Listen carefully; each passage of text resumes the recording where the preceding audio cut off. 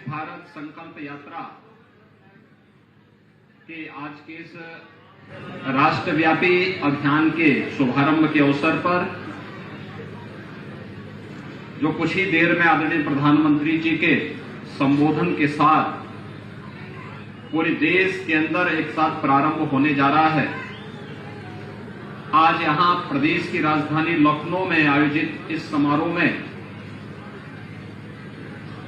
प्रदेश सरकार के पूर्व उप मुख्यमंत्री और राज्यसभा के माननीय सांसद डॉक्टर दिनेश शर्मा जी, लखनऊ की महापौर श्रीमती सुषमा खड़कवाल जी, माननीय विधायक श्री नीरज बोरा जी, भारतीय जनता पार्टी महानगर के अध्यक्ष श्री आनंद द्विवेदी जी, प्रदेश के मुख्य सचिव श्री दुर्गा शंकर मिश्र जी, अपर मुख्य सचिव कृषि और प्रदेश में इन सभी कार्यक्रमों के नोडल अधिकारी श्री देवेश चतुर्वेदी जी, प्रमुख सचिव नगर विकास श्री अमृत अभिजात जी और प्रमुख सचिव गृह श्री संजय प्रसाद जी और उपस्थित सभी भाइयों और बहनों, विकसित भारत हम सबके जीवन का संकल्प बने, इस उद्देश्य से प्रधानमंत्री मोदी जी ने पिछले 9-9.5 वर्ष के अंदर देश के अंदर जो एक माहौल बनाया है, उससे जुड़ी हुई केंद्र और राज्य सरकार से जुड़ी हुई सभी योजनाएं उनमें सहायक बनी और बनने के साथ आज उनका एक भव्य स्वरूप हम सबको देखने को मिल रहा है। उस भव्य स्वरूप का दर्शन देश कर सके और उनके मन में भी इस बात का एहसास हो सके कि हां, आने वाले 25 वर्ष की कार्य योजना भारत को एक विकसित भारत के रूप में स्थापित करने की संकल्पना है और हम सब का भी उसमें योगदान होना है। इसी उद्देश्य से विकसित भारत संकल्प यात्रा कार्यक्रम का शुभारंभ 15 नवंबर को जनजातीय गौरव दिवस के अवसर पर प्रारंभ हुआ था और आज पूरे देश के अंदर प्रधानमंत्री जी स्वयं इससे जुड़े हुए कार्यक्रमों के साथ संवाद बनाने वाले हैं, उनका मार्गदर्शन प्राप्त होगा। इस अवसर पर उपस्थित आप सभी लाभार्थियों का और उपस्थित बंधुओं का, बहनों का मैं हृदय से अभिनंदन करता हूं, स्वागत करता हूं। हम सब जानते हैं हमारे यहां कोई भी अनुष्ठान होता है तो अनुष्ठान की शुरुआत ही स्वच्छता के बाद संकल्प के साथ होती है।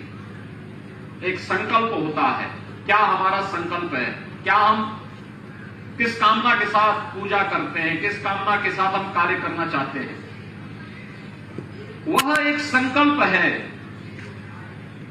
व्यक्तिगत जीवन के संकल्प के साथ राष्ट्रीय जीवन का भी हमारा संकल्प बनना चाहिए और वह संकल्प होना चाहिए हमारा देश विकसित भारत बने।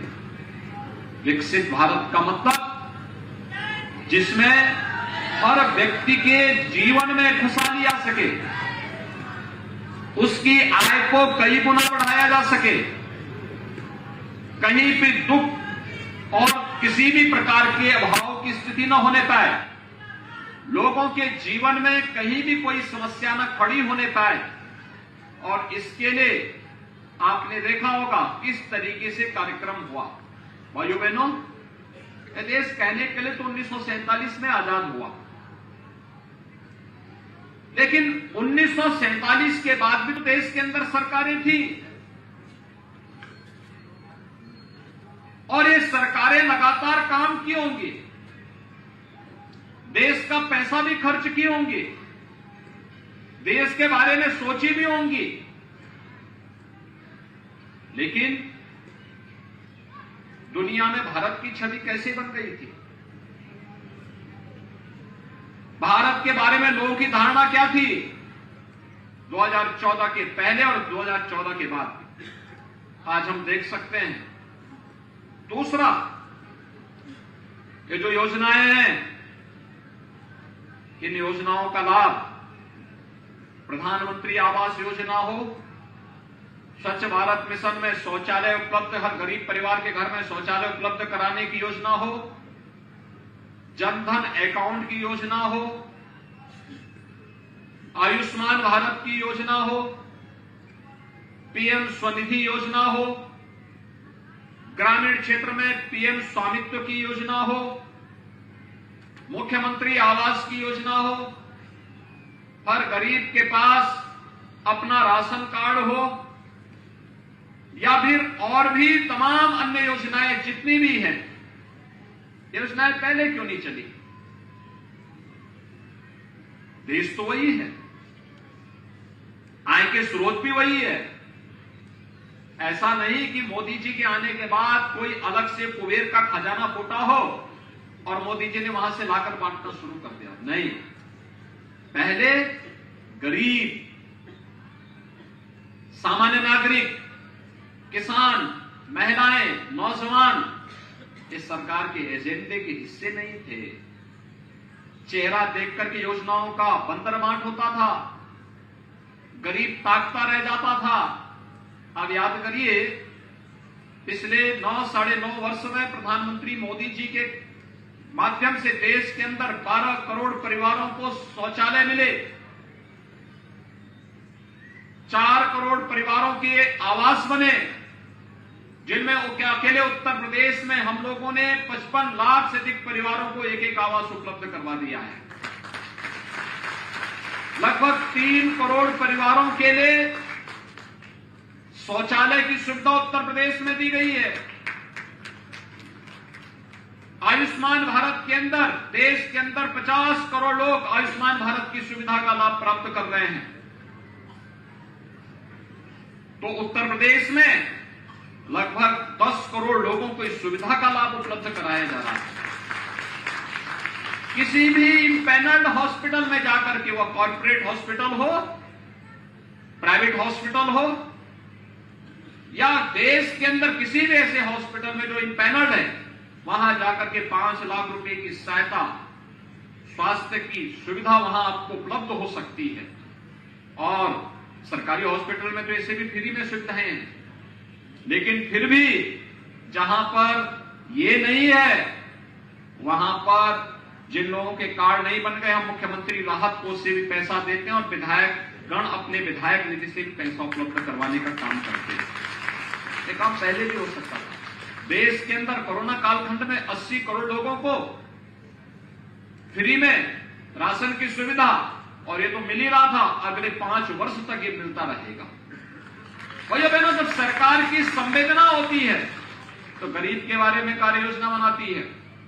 यहां गरीब कल्याण भी हो रहा है, विकास के कार्य भी हो रहे हैं, नौजवान के लिए रोजगार की सुविधा भी उपलब्ध हो रही है, और साथ साथ देश को दुनिया की एक बड़ी ताकत के रूप में स्थापित करने के कार्यक्रम भी साथ साथ चल रहे हैं। जब एक नागरिक खुशहाल होगा तो परिवार के बाद समाज और देश के बारे में भी सोचेगा, और यही संकल्पना है। भाइयों बहनों, सरकार आपके बारे में सोच रही है तो आपकी भी जिम्मेदारी बनती है कि प्रधानमंत्री जी ने इसके लिए 5 प्रण की बात कही है।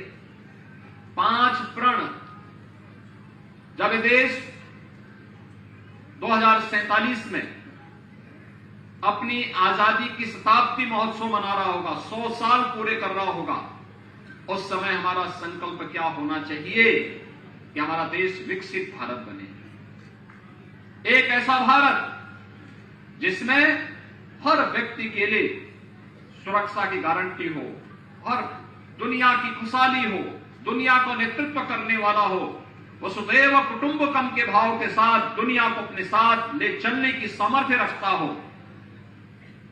कोई अभाव में न हो, कहीं भी कोई भूखों न मरे, किसी के लिए राशन की सुविधा, कोई ठंड से न मरे, इसके लिए गरीबों के लिए कंबल की व्यवस्था, अच्छी शिक्षा मिले इसकी सुविधा, स्वास्थ्य की बेहतरीन सुविधा मिले इसके लिए आयुष्मान भारत की सुविधा, स्ट्रीट वेंडर के बारे में भी पीएम स्वनिधि योजना के अंतर्गत कार्य हो रहा है, रोजगार सृजन के लिए भी प्रधानमंत्री रोजगार सृजन योजना के माध्यम से कार्य उपलब्ध कराया जा रहा है। परंपरागत हस्तशिल्पी और कारीगरों के लिए पीएम विश्वकर्मा योजना प्रारंभ की गई है।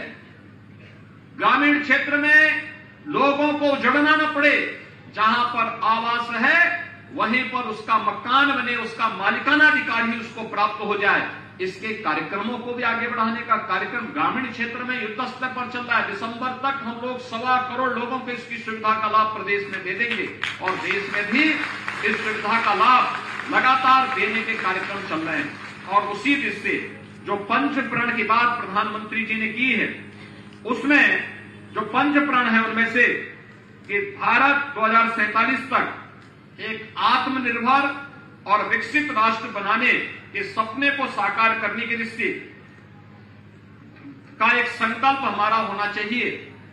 इसके लिए गुलामी की मानसिकता से उभरना, देश की समृद्ध विरासत पर गौरव की अनुभूति करना, भारत की एकता को सुदृढ़ करेंगे और देश की रक्षा करने वालों का सम्मान भी करेंगे और एक नागरिक होने के नाते अपने कर्तव्यों का निर्वहन भी करेंगे।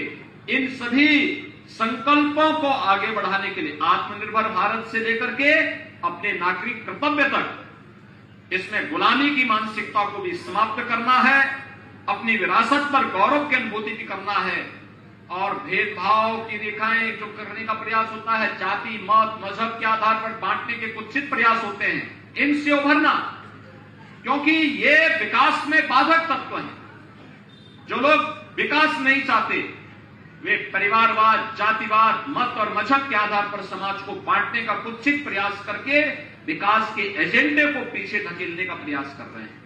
और उस विकास के एजेंडे से हटने का मतलब एक गरीब के चेहरे से खुशहाली को हटाना और उस खुशहाली को लाने के लिए ही एक कार्यक्रम प्रारंभ हुआ है। लखनऊ के इस कार्यक्रम के साथ मुझे आपके साथ संवाद बनाने का अवसर प्राप्त हुआ है। मुझे प्रसन्नता है कि प्रधानमंत्री आवास योजना, आयुष्मान भारत योजना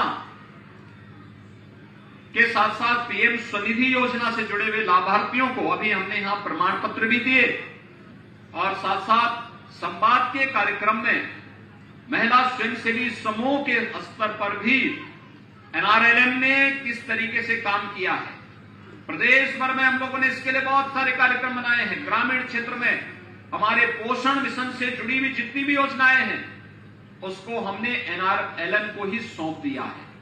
60,000 महिलाएं सीधे सीधे उसमें रोजगार पाई हैं। बैंकिंग की सुविधा के लिए बीसी सखी की कार्य योजना हमने प्रदेश के अंदर लागू कर दी।